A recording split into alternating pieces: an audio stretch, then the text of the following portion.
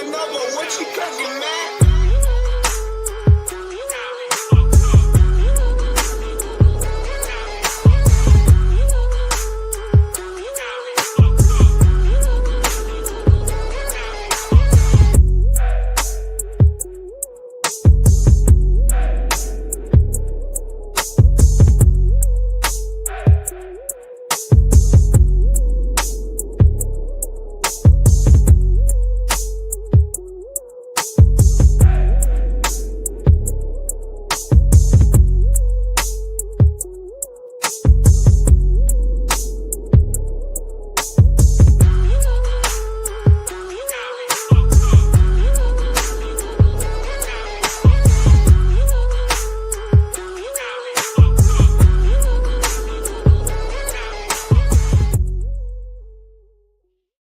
All right, fellas, we are back. Welcome to Iron Minds. We got Michael Lombard back from Serbia. I'm excited for today. Let's go. What's up, everybody?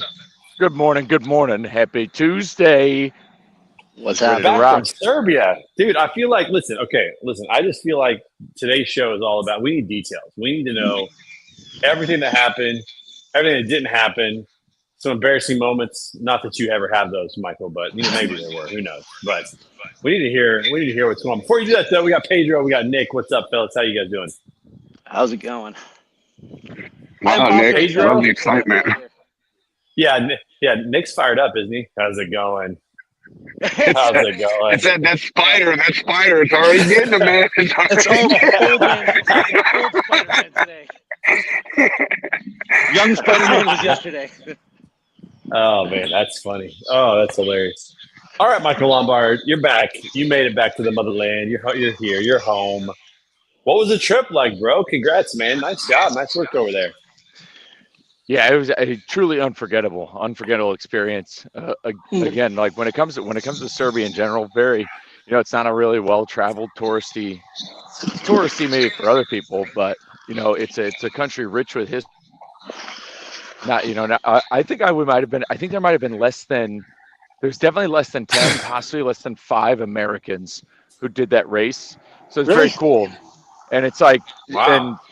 and when it comes to like, if I'm going to go to Europe, if I'm going to travel, like I want raw culture. And I think that's what the beauty of trucking is. You see the nooks and crannies of the U.S., not just the major metropolitan areas. Like, I've gotten to see, gorgeous little communities like Davenport, Iowa, and like those like little towns. And if I'm going to go to Europe, that's what I want. That's why I went to Bulgaria in 2018. Like I want to see real raw culture from people where they live. Like you go to Europe, you go to Paris, it's like, or Berlin or something. It's like going to New York City. Like, International, right. It's big. It's big. There's shopping. Everything's expensive. It kind of smells like. I want to go see where the people are actually getting it. So I mean, like going over there was really awesome, considering we also have a friend over there. Alex Bates was there, so it's like going to meet somebody from the industry, from this community, on like in real life is absolutely fascinating. But overall, like. And then race, having the opportunity to race in Europe, like there's a huge. I've really been reflecting in gratitude on the idea that I got to actually run a race in Europe, knowing like who I am, where I came from. It's such a one-off thing. You couldn't have told me it 2 years ago. Couldn't have told me at 4, let alone 6, 8, whenever. The race itself, the only thing that went, the only like I wish, of course, I always wish I could have done better. Got very windy on the bike. The wind picked up hard. Was eating wind. Was having to pedal downhill. That's at like where you're seeing yourself slow down going downhill as you're like pedaling, and you've got to eat that wind. So I mean, it's a lot you're taking in. So I couldn't really push as hard as I would have wanted to.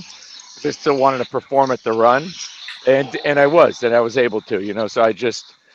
Accepted it for what it was with the wind. I was going to do what I can. So that way my legs are still good to run a good, quick, 13 miles. But all across the board, I mean, I PR'd on every discipline, and it was a 21-minute overall PR. So that was like awesome, dude. Can't be upset with what I did. It was, it wasn't as hot as Waco last year, but it was still, basically 90 degrees. by the time we got to the run. But what an insane experience. I mean, seeing so much, you know, it was a huge, we were over there for my wife and I's 6th wedding anniversary. So it like, Congrats. And we got some sightseeing out of it. And for both of us, just like a huge spiritual awakening. I mean, between, you know, we took a tour, the Tesla Museum is there.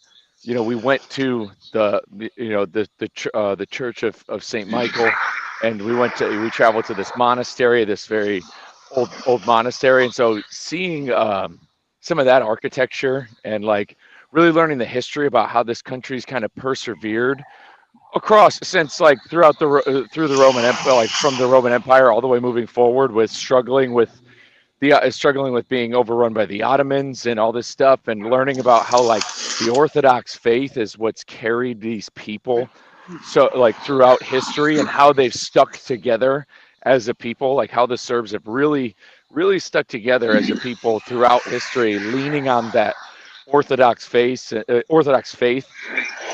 and navigating themselves through communism, through all this stuff. So I mean, it was just truly fascinating. Like my spirit is lifted.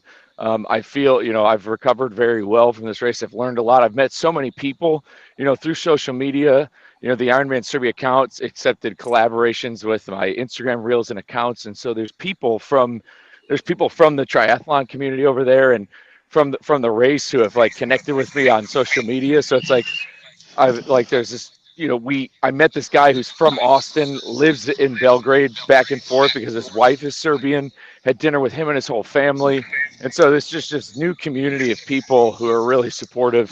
So it's like, it's just an overall net benefit. Did it cost some money?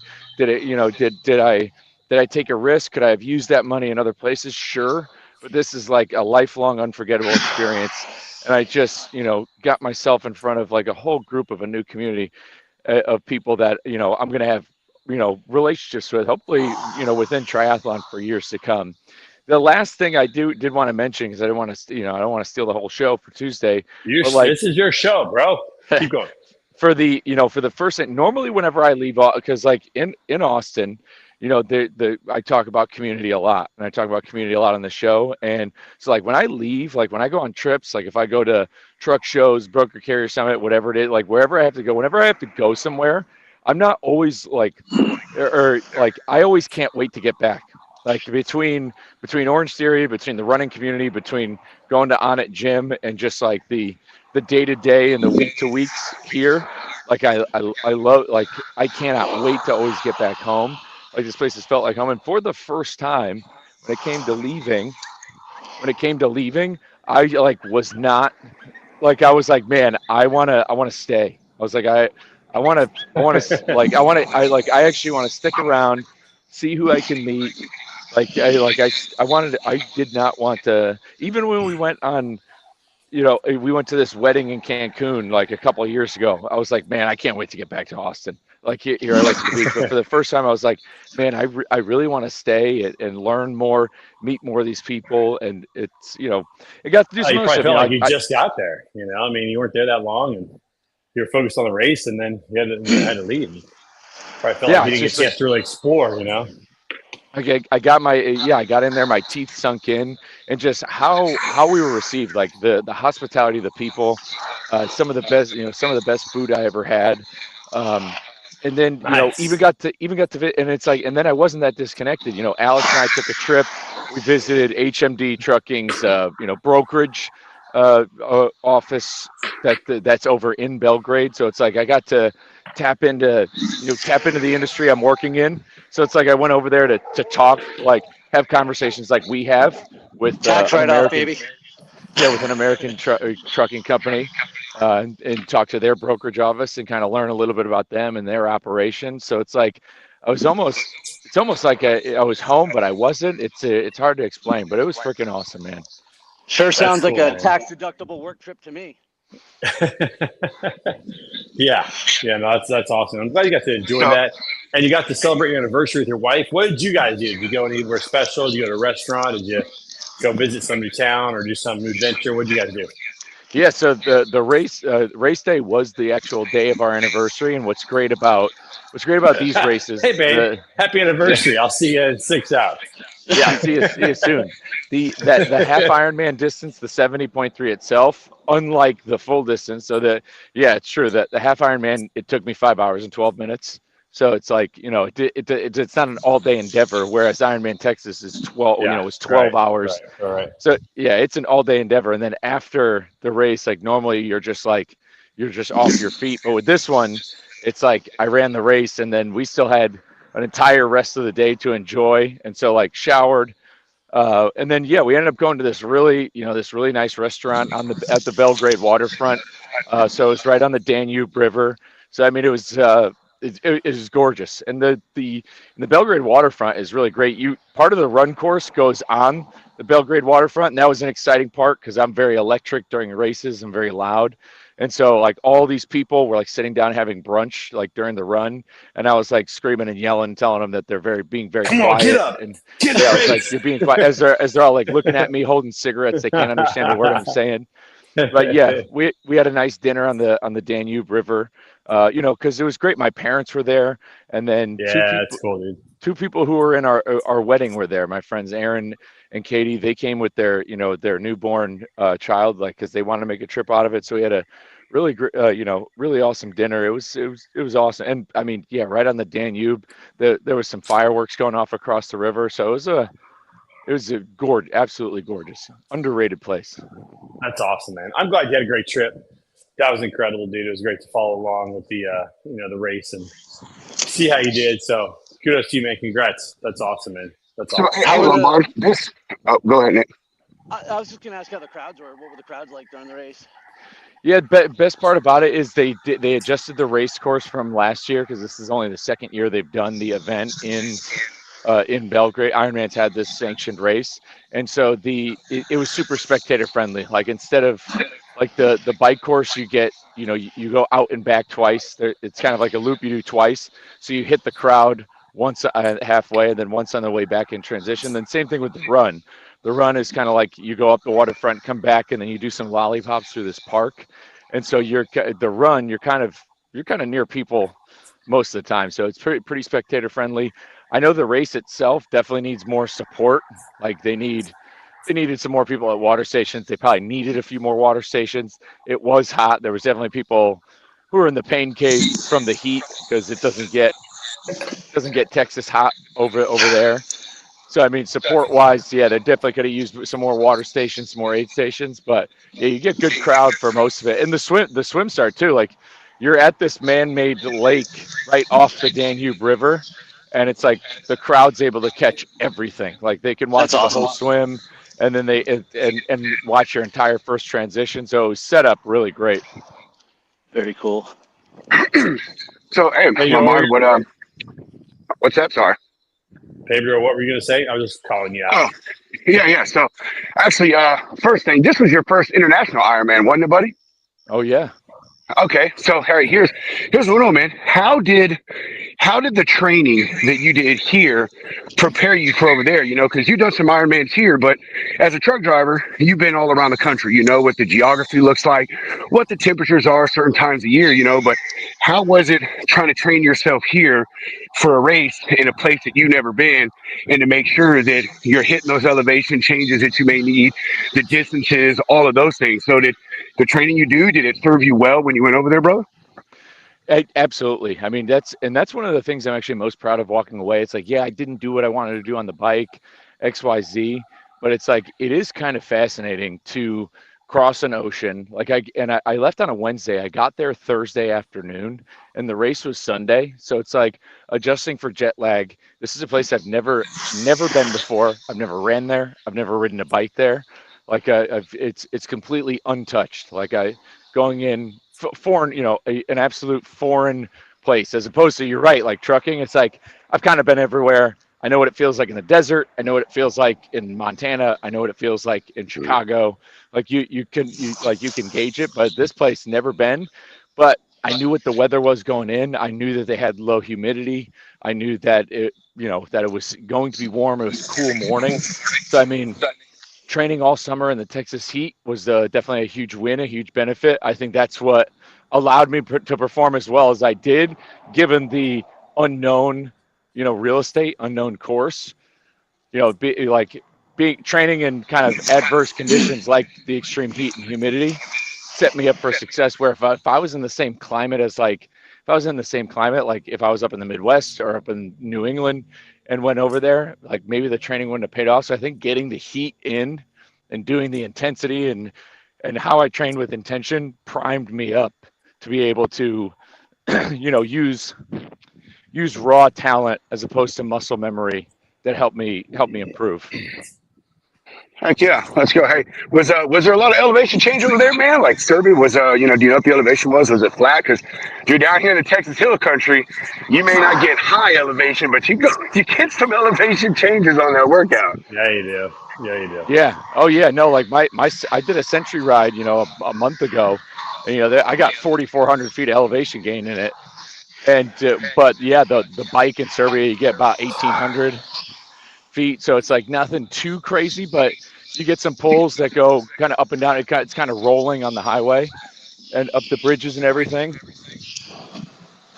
I actually got almost about 5,500 feet of elevation in my the try that I did down here in Tarpon Springs, and I was baffled by it because 98% of Florida is like straight flat, but there are some areas kind of like where I am where there's very long, gradual, like inclines. Like you don't even necessarily kind of realize it, because I figured there was a couple thousand. I was surprised to see there was that many.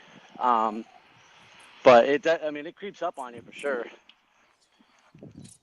Well, ask Michael, about what'd that you do for elevation, because Nick, you've told the story before about, I believe it was your race in Vermont, where it was that elevation change, that slow elevation change that kind of pulled you down, and then how some racers, they're not prepared for that. They do stuff down here in Texas or Florida where the elevation is 5 feet above sea level or whatever, and then you go to some of these other places where you're a couple thousand feet above sea level or 1,000 feet above sea level, and people aren't prepared for that stuff and the way that your body reacts to it.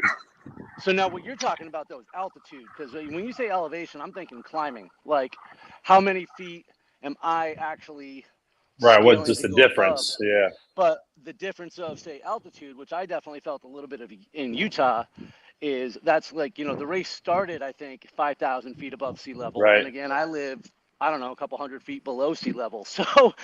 Right, and oxygen level's different up there. Exactly. So, yeah, Yeah. Now, for altitude training, like when I do the Killington race that you're referring to, Pedro, that total race has about 16 to 18,000 feet of climbing, but the total altitude of the mountain is only 3,500 feet. So, I say only, but so even if you get a little bit dicey at the top, you're only going to be there for a minute, and then you're heading right back down and then right back up again. So I haven't really had to do a lot of the altitude prep myself, whereas, if you were going to do something that was 16,000 feet, or if I was going to try to compete in that race out in Utah, I'd want to be out there for probably 2 weeks before the race and working in or training around that mountain so that I could actually acclimate to the altitude. Because otherwise, elevation is just taking the stairs, a lot of them. Yeah. Yeah, you see guys, when they play the Denver Broncos, they hit the oxygen on the side. If you go to elevation and race, you either got to get there 2 days before or a day before, so that way you still have the oxygen in your blood. Or as Nick said, you got to hang there for a week or two before you do it, because it can, it puts you. I just had some friends do the Boulder half marathon, and over this weekend, and it's the same thing. It's just what it does. But I'll tell you, anytime I was in New Mexico, Flagstaff, Arizona. Flagstaff's got you're at 7,000 feet. I always make sure that's the ultimate cheat code. Yeah, Damn it, my niece during the cheat code. He did right during the cheat. I know. Yeah. What was? You always make sure. And then just dead for 3 seconds. Always make sure I got cardio. Yeah, there you go. My niece had a soccer tournament over in Denver this summer, and we happened to be out there, so we went and watched the game. And man, those girls were struggling, both teams, because one was from Maryland, one was from St. Louis. They go to Denver, and that whole first game, 20 minutes into the first half, they're all just dying. So man, that elevation is definitely, it's hard to prepare for if you've never done it before. It's hard to simulate it if you're, if you're not at elevation, to really feel that and feel what it's going to be like. So it definitely plays a role. That's for sure. What's up, Jessica Howington? Good morning in the comments. Clint Howard, good morning. Hope you guys are doing great this morning. A lot of obstacle course racers will do those masks, those training masks and stuff like that when they're going to be training for mountains. And I don't know if that helps them or not.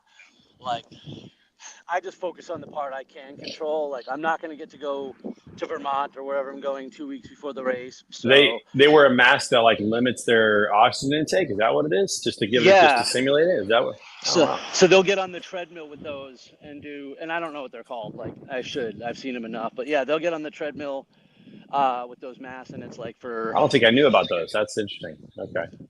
Training mat. I'm gonna look it up later. I'll find it. I have no idea if people swear by it or what, but I mean, I always see elites doing it when they're training for altitude and so forth. And like me, like I know I'm not gonna get to go hang out on the mountain 2 weeks before the race, so I just have to lean in on what I can control, which is strong legs and cardio. And not for nothing too, but if I'm doing a race like that, I'm doing it to break down.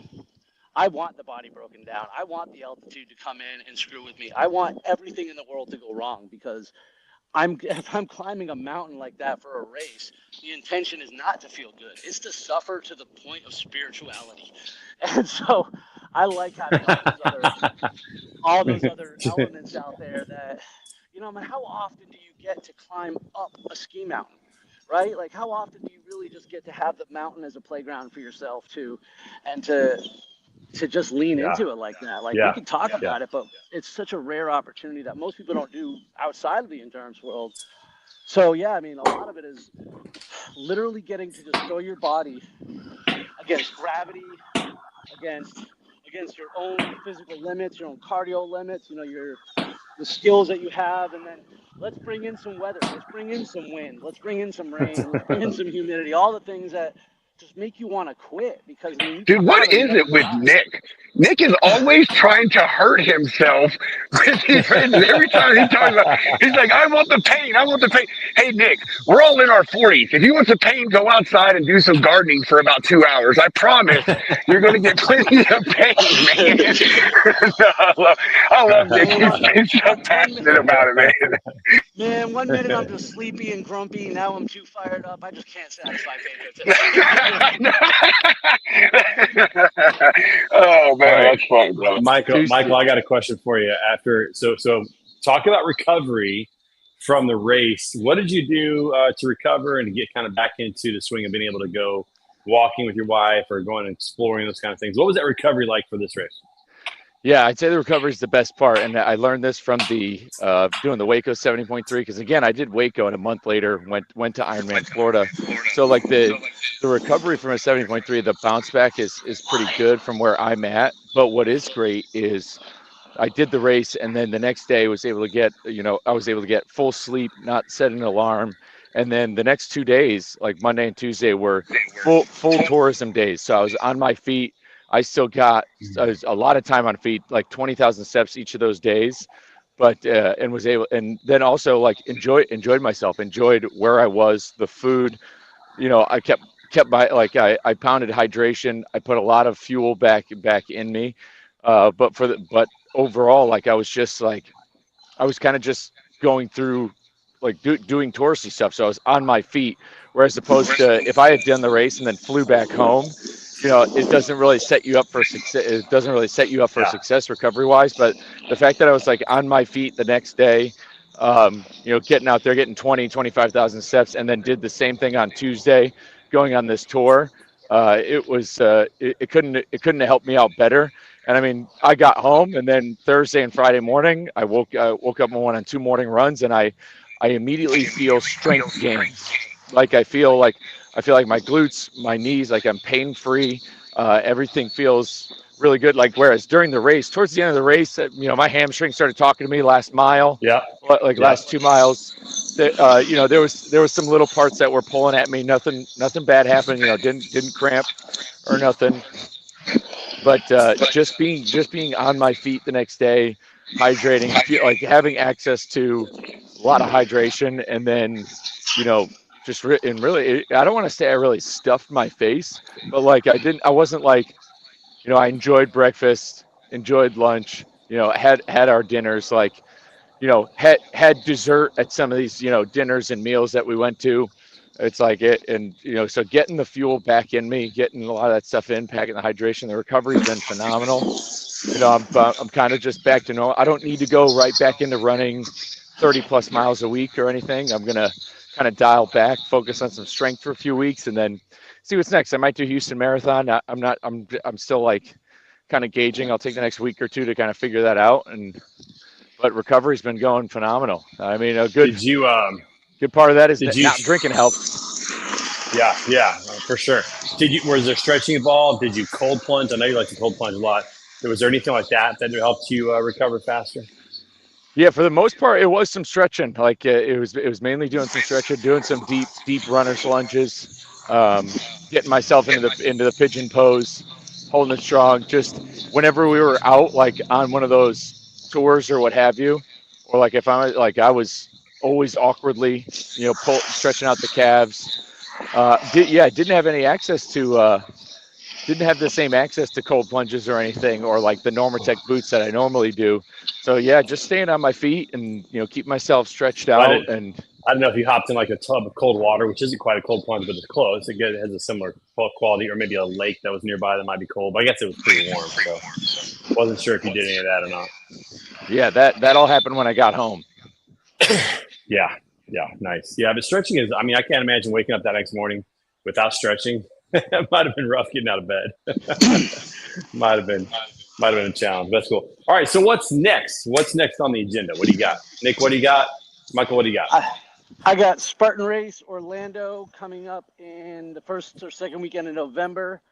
It's the Sprint, which is their 5K version. They actually had the Super the next day. They added it. I don't know if I'm going to do it because I don't want to drive back and forth like all weekend. But following after that, about a month after that, is the Spartan Race Trifecta weekend, which is all 3 races down in the middle of nowhere, Florida. So I'm basically hit reset, kind of day 1, week 1 again, focused on Spartan training, and I'm excited about it. And you got some speaking engagements coming up. And by the way, folks, if you need a great keynote speaker to fire up your team, give Nick a call. The guy's legit, so give him a call. Appreciate it. Michael Lombard, what do you got? Yeah, I'd say, like I said, Houston Marathon's on my watch. That's in January. It's right around my birthday. And then I think, when it comes to Ironman sanctioned events or triathlon, I know Galveston's on my list. Galveston's in April. And I think I'm trying to decide on my next full distance. I might do Chattanooga, which just happened over this past weekend, or I might go back to Florida next fall. I'm not too sure yet. Really all depends. Hey, Michael. Yeah. Jacksonville in May, new location. Yeah, and that's another one I'm looking at is Jacksonville, Florida, which wouldn't be bad. So I'm gonna be eyeing up my calendar and figuring out. But I know Houston and Austin Marathon's coming up. But I'll tell you, I'm walking away from this race super inspired. One of the last things I wanted to say on today's show is like when it comes to the people or the Serbian people, and this is why I'm so fired up and just wanting to double down on all things like that. You want to talk about community. You're like, these are people that they're not fans of their government right now because of money laundering with infrastructure and all this stuff, but they are a patriotic group of people that care. They have an identity. They have something that they truly care about, like together. And they still had a military parade while we were there over the weekend, and people showed up in droves. So they're not fans of their president. They're not fans of what he's doing with the corruption and all that stuff. But they are so they couldn't be prouder of like who they are, where they're from, like how patriotic they are. Love that. Because of their culture and identity and who they have as Serbian people. And it's like that, and it's like what's next is like trying to get that energy, over here, like that type of like, so continuing to double down on my message and mission to other people is like to try to emulate that over here anywhere I can go. So, the races that I'll put them on the calendar eventually, but really what's next is to try to bring that kind of level of love of people and love of country and community right over here to people who live here and build and fostering like a community of people helping each other win. Love that, dude. Love it. That's so cool to hear, man. I love going to those places, and like you said, it's like finding these little nooks, these little towns, these little like authentic places in other countries. Man, it's so much better than going to the big cities, and they're all international. So glad you got that experience, bro. I'm glad you made it back safely. For everyone else out there, make sure you find your tribe, find your group. As we say on the show, iron sharpens iron. So as one person sharpens another. So make sure you find the right people to help you get where you're going. Put something on the calendar. We'll see you guys right back here next Tuesday right here at Iron Minds. Peace out, everybody. Let's go.